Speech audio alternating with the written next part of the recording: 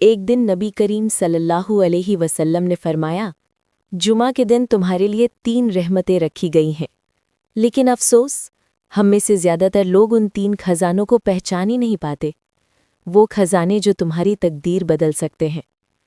پہلا خزانہ، وہ لمحہ جب تم زبان سے درود پڑھتے ہو، اللہم صلی علی محمد وعلی آل محمد۔ ہر درود کے بدلے 10 رحمتیں تم پر نازل کی جاتی ہیں۔ حدیث مسلم شریف۔ دوسرا خزانہ، سورہ کہف کی تلاوت۔ نبی صلی اللہ علیہ وسلم نے فرمایا، جو جمعہ کے دن سورہ کہف پڑھتا ہے، اس کے لیے ایک جمعہ سے اگلے جمعہ تک نور یعنی روشنی قائم رہتی ہے۔ حدیث بیہقی۔ اور تیسرا خزانہ، ایک ایسی گھڑی ہے جس میں جو بھی بندہ دعا مانگتا ہے اللہ ضرور قبول فرماتا ہے۔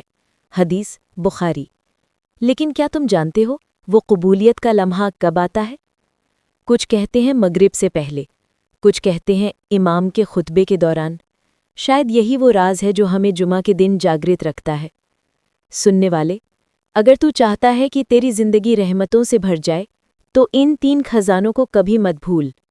درود پڑھ، سورہ کہف کی تلاوت کر، اور مغرب سے پہلے ہاتھ اٹھا کر دعا مانگ۔